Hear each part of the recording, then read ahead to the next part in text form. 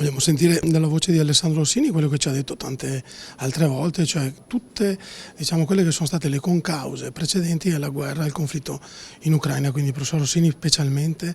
parlerà del primo capitolo del libro, che è quello relativo agli atti e i fatti che si sono succeduti nei 15-20 anni precedenti al conflitto in Ucraina. Per noi è molto importante capire e comprendere maggiormente le ragioni di questo conflitto, così grave e così importante anche non solo per l'Europa intera, ma per l'Italia. Penso che questo sia al primo posto dei problemi che in questo momento abbiamo nel nostro continente. Questa è una ricostruzione storica delle relazioni conflittuali tra la NATO e la Russia dal 1999 fino all'invasione russa dell'Ucraina. Ho analizzato 15 crisi internazionali tra la Russia e il blocco occidentale e documentazione storica alla mano ho mostrato che in tutte queste crisi la Russia sostanzialmente ha sempre perso. La tesi fondamentale del libro è che la Russia abbia invaso l'Ucraina per arrestare il processo di arretramento della Russia nello scacchiere internazionale iniziato con il crollo del comunismo, con il crollo del muro di Berlino. Il libro si basa su un'ampia documentazione storica, quindi ho compulsato i documenti dell'epoca, ho analizzato, approfondito il processo di espansione della NATO nel 1999 e nel 2004 e ho fatto tutto questo utilizzando i documenti dell'epoca, perché come lei sa,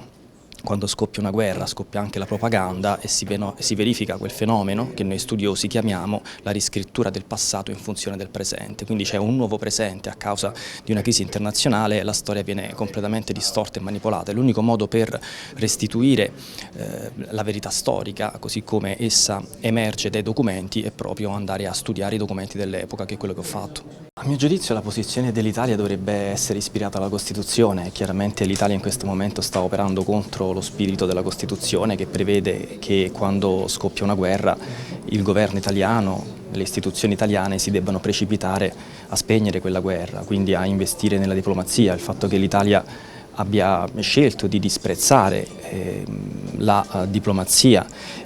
chiaramente contro lo spirito della Costituzione, quindi il mio è un invito a tornare ai contenuti pedagogici della Costituzione italiana. Il mio libro ha come sottotitolo appunto Critica della politica internazionale, perché credo che il modo migliore di tutelare gli interessi nazionali dell'Italia, e consideri che tutte le mie analisi iniziano e terminano con questa domanda, cioè qual è l'interesse nazionale dell'Italia, la critica della politica internazionale io credo sia fondamentale per tutelare gli interessi del nostro Paese, perché criticare la politica internazionale significa richiamare l'attenzione su tutti quegli aspetti della politica internazionale che i cosiddetti media dominanti tendono a tenere nascosti, ad esempio il fatto che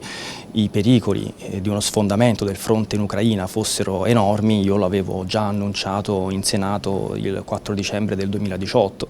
quindi fare la critica della politica internazionale significa difendere gli interessi nazionali dell'Italia richiamando l'attenzione su quei pericoli che a volte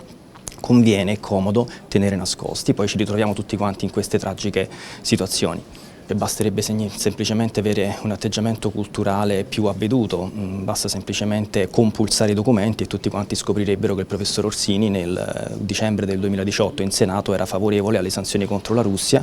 Io infatti avevo detto io sono favorevole alle sanzioni contro la Russia, siamo nel dicembre del 2018 quando tutta l'Italia era favorevole a togliere le sanzioni alla Russia. Io dicevo no, dobbiamo mantenere le sanzioni perché il rischio è che l'economia della Russia cresca e che Putin possa fare maggiori investimenti nell'esercito, quindi ci tengo a ricordare questo punto fondamentale. Nel dicembre del 2018 c'è ampia disponibilità di materiale al riguardo, anche video su YouTube di quella mia relazione in Senato. Il professor Orsini era a favore delle sanzioni contro la Russia, mentre tutte le altre forze politiche italiane, o quasi tutte, volevano togliere le sanzioni alla Russia. L'Italia da questa guerra ha soltanto danni per tutta una serie di ragioni che non posso elencare, sarebbero troppo numerose. L'Italia anche dal punto di vista economico può prosperare soltanto in condizioni di pace,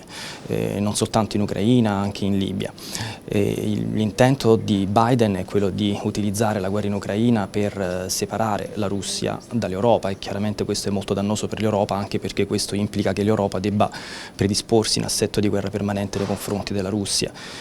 La strategia di Biden è volta a raggiungere anche altri risultati geopolitici di lungo periodo, Non ultimo l'espansione della Nato, perché chiaramente la guerra in Ucraina ha portato due grandi benefici a Biden. Il primo è quello che ho appunto appena indicato, cioè la separazione della Russia dall'Europa, in particolare dalla Germania, e il secondo grande beneficio nel lungo periodo è l'espansione della Nato, che adesso passa da 30 membri a 32, o meglio 33 di fatto, perché l'Ucraina di fatto è un membro della Nato.